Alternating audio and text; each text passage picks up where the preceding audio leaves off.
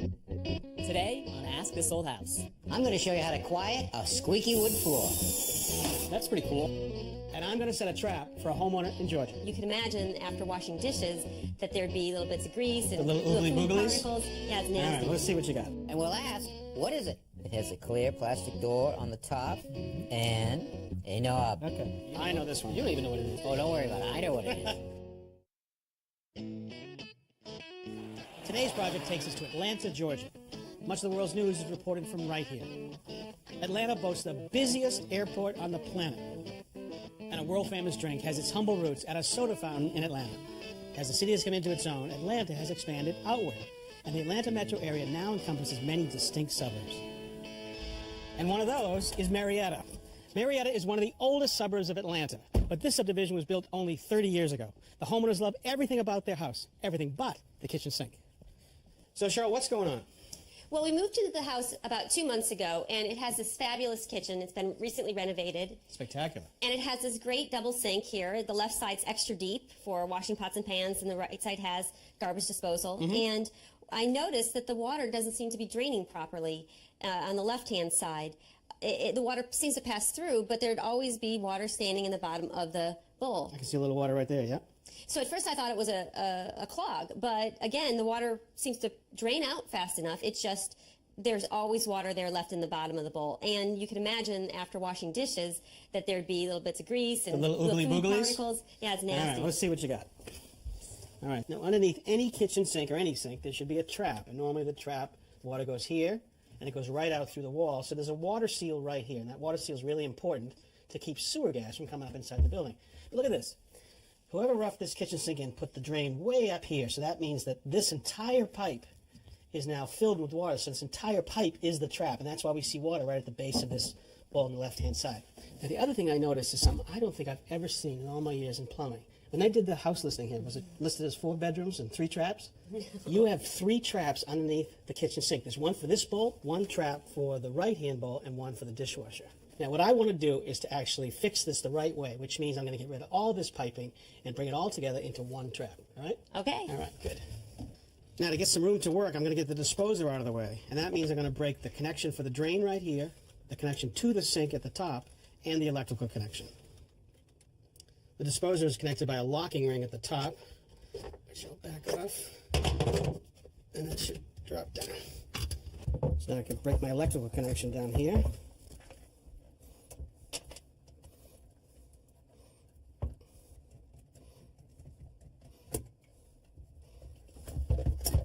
With the disposer gone, we can see what we have to work with. I want to get rid of all of these traps, and they're filled with water.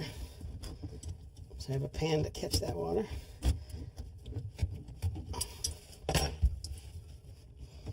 Okay, there's one.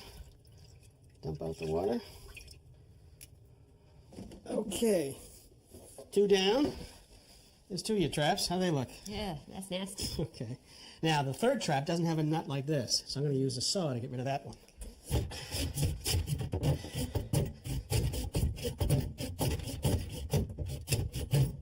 Almost.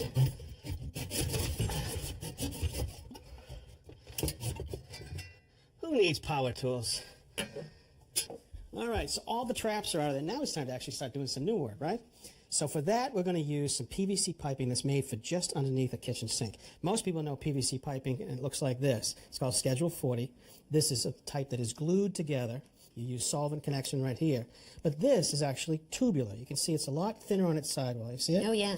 And the connection is different as well. You have a compression connection, which means you have a gasket right here, a nut. When you bring those together and you tighten up that nut, it makes a tight seal. Okay. All right? So here's our connections we're going to make. Here's where your deep bowl is right here, where you've seen all that water. The water is going to leave right here. It's going to come to a T-fitting right here. This is our connection. It's going to go to our disposer. We'll connect our dishwasher into the top of the disposer. All the water will leave right here, go down through a single trap, and then it goes right out here to connect to the plumbing system. Now, we can change the lengths of all these pipes to adjust as we need to. But when we go to connect to the plumbing system, inside the wall, you've got a T-fitting like this, and that water wants to come here and go down into the drain. There's a vent connection that goes up through the roof right here. And they make a transition fitting to go from the tubular compression connection to the Schedule 40 PVC glued connection. The challenge for us is, though, that we don't have a piece of pipe like that to tie onto. Let me show you what I mean. Okay. All right, we want to tie into this top connection with our new work. And when I cut out the old trap, you can see that between the trap and the wall, there wasn't much PVC pipe sticking out there. So if I cut it here, it wouldn't have been enough pipe to glue onto. So I cut it flush. So that means there is a piece of PVC pipe that's glued inside that fitting, inside the wall, and I have to get it out. Now, fortunately, they make a tool for that. It is a drill bit that has a guide and a blade. Now, the guide is designed to fit exactly inside the pipe and to keep the drill bit centered. And the blade removes the remaining piece of the pipe but keeps the fitting inside the wall intact. This is the only way to effectively get a piece of glued PVC pipe out of a fitting.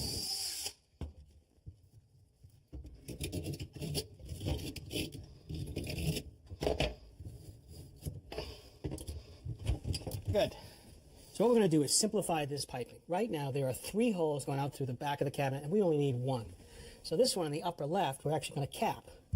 The one here on the lower right we're going to plug but use a clean out, and that'll allow us in the future to clean this drain should we need to. These connections will be cleaned and then glued.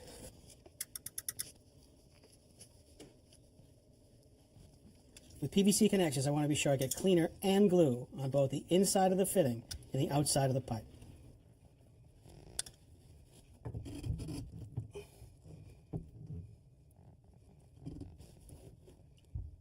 Good. All right.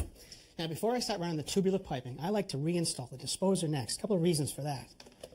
If I install the disposer, it helps me establish exactly where this drain pipe comes down.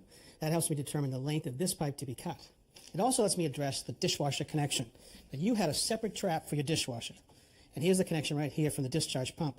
Well, any disposer actually has a tapping right here made just for the connection to the dishwasher. You can see it right here, and behind it is a knockout.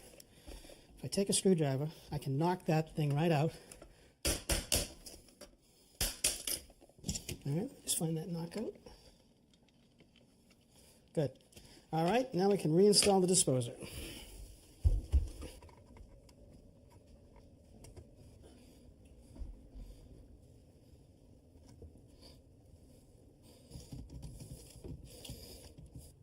Okay, now I want to lock it in place.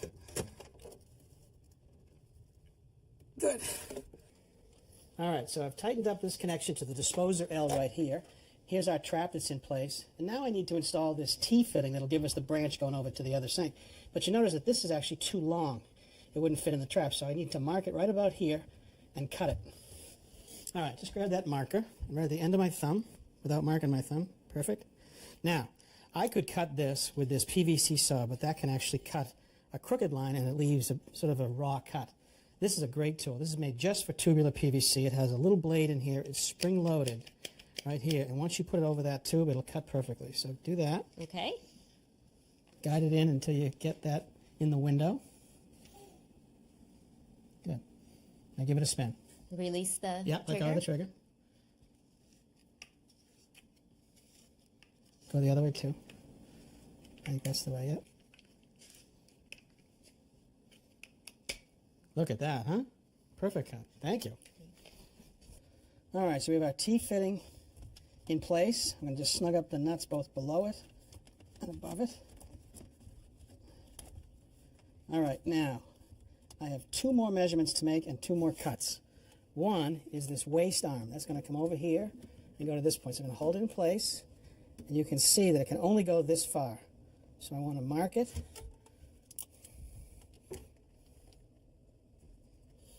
Okay, but I also need to mark this vertical piece. I want a little bit of pitch here, so that's about right about there. Okay, Cheryl, I'll let you cut the last 2. And I'll cut them. All right, there's your 2. So this tailpiece makes a connection to the bottom of the basket strainer, the part you see from the top of the sink. Now it has a flange connection at the top, and the nuts go in a particular order. This nut goes in this direction so it can make the thread to the bottom of the connection. The next nut goes in the opposing direction, and we use the same conventional compression gasket we've always used. But at the very top, it has a special gasket called a top gasket. You can see that it's shaped to fit down inside the flange connection, and then we can make a nice tight seal to the bottom of the basket strainer. All right, so our last connections to make are for this waste arm, the horizontal piece. I have a nut on this side. Just want to get that snugged up. Okay. And then a connection over here on the left side from the tail piece. I have a little bit of pitch right here. I snug it up. I don't want to over tighten any of them.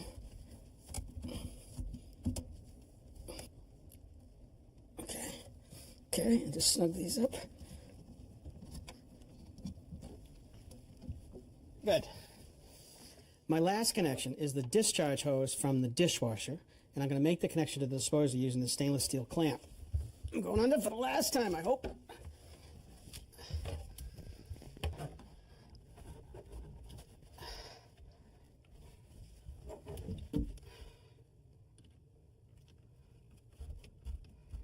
All right, Cheryl, I have checked for leaks. There are none, but I want you to give it a try. Okay. Look at that. The water's going down, down, down, and out of sight. Thank you so much, Richard. I really appreciate you coming down to Georgia to help me out. It's really good fun. Thanks for your help. All right, guys, here we go. It's a white plastic box. It has two legs, come out like that.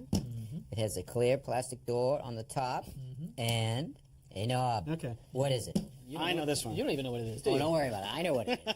No, this is the coolest thing. This is a portable language translator. You can put any language in here. It'll tell you in plain English exactly what it means. That is cool. Oh, that's great. So let's try. Why don't you give me something in Irish? Oh, see, that's not cool. We'll try it. Fine. We'll try it. No more for me, thanks. So fine. In plain English, I'll have one more. You can't do that. Come on. How about your funny language? What language? Plumber speak. Plumber speak? Well, the bow vent can only be used on an island sink and only with the approval of the local authorities and only when you can't get the vent through the roof. Yeah, give me this thing. Watch. Ready? That'll be $1,800, and I'll be back in a week to fix it again. I told you, it's amazing, isn't it? Now, the price is right, but your guess is ridiculous. Now, you know outside we have big traps for mosquitoes? Sure. Oh, yeah. But there's another insect that's even more voracious than the mosquito. What? The no-see-em. Yeah. You can't swat him if you can't see Can't him. see him.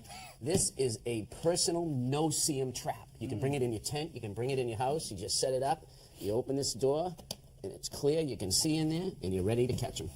All right, so you can see through the window there, so that doesn't have any in there right now, right? No, it's full of no-see-ems. Exactly. Yeah. That's You know- stupid. It's amazing how many times you can guess at something and never come up with the right answer. We work at it. We Yeah. work at it. Well, you travel a lot. You hit Yes. in a hotel room. The room's very dry. You want to get some humidity in the room. So this is a portable humidifier. All right, you take this little cap off right here.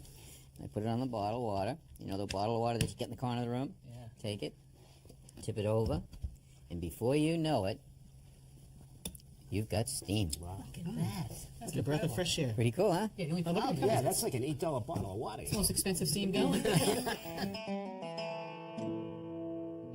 We live in this nice, quiet neighborhood, but it's our second floor condo that makes all the noise. Hear this? This week is driving me crazy.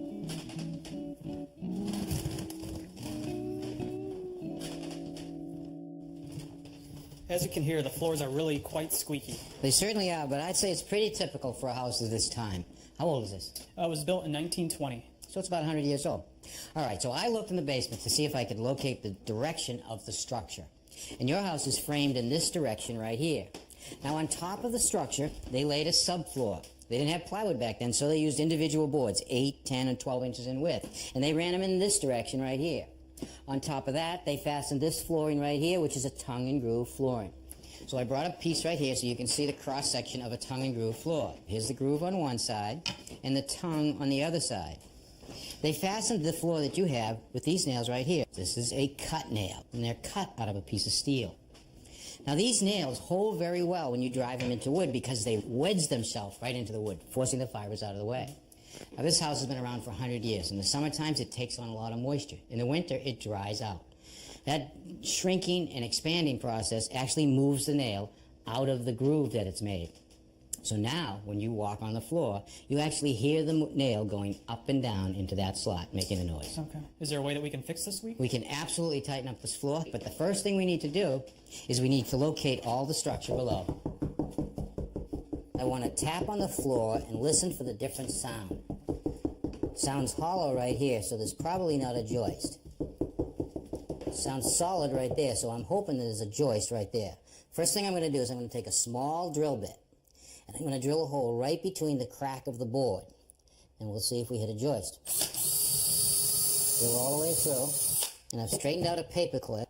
I'm going to slide it through the hole, and if it bottoms out and stops, I know that there's a joist, and there's no joist there, okay? So now I want to move over about an inch.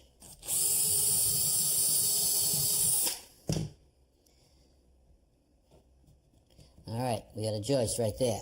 Now, what I'm going to do is I'm going to measure back 16 inches and see if we can hit another joist. Move my paper clip over, put it in the hole. Okay, I have a joist there. Okay, next thing I want to do is I want to take an 8-penny finish nail and I'm going to tack it into the hole that we found a joist at. I'm going to leave it standing up.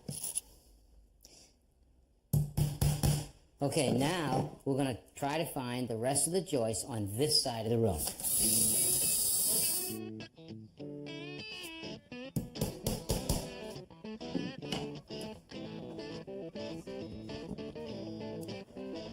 All right, now let's transfer the measurements that we took from the nails to the other side of the room.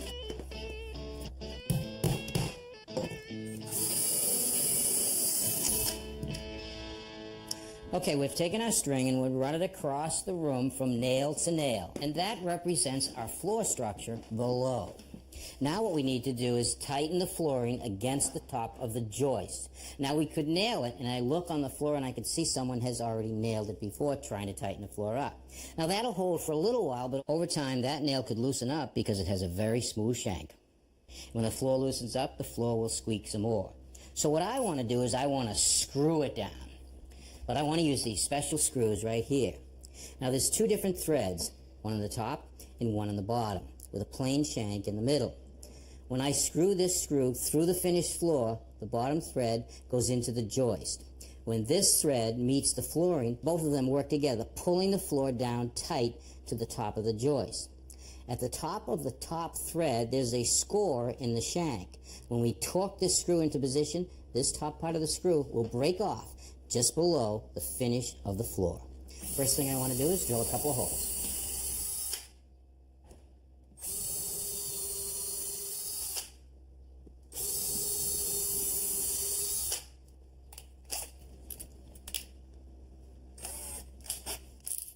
Now I'm ready to sink the screws. What is that metal attachment you're using? Well, this is actually an attachment that comes with the screws and allows the screws to break off at the correct height, which is about 1/4 of an inch below the surface.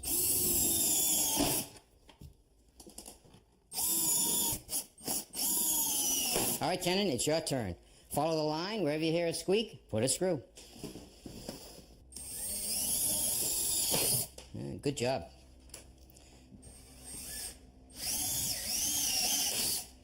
Well, Kenan, that ought to do it. The floor's a lot quieter.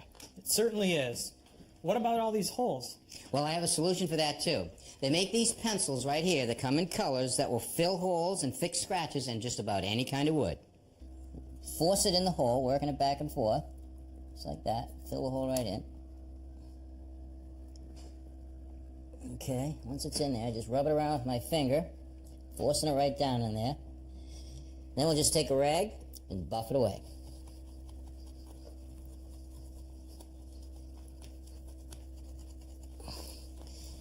Okay.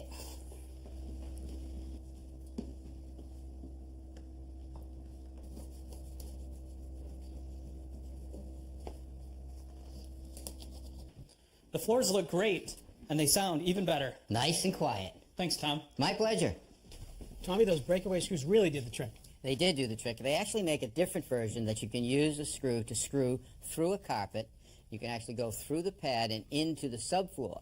But you need a couple of different attachments. You need this tripod right here. Place it over the joist. And you need this attachment for the end of your drill. You put the screw in there. Drive it down.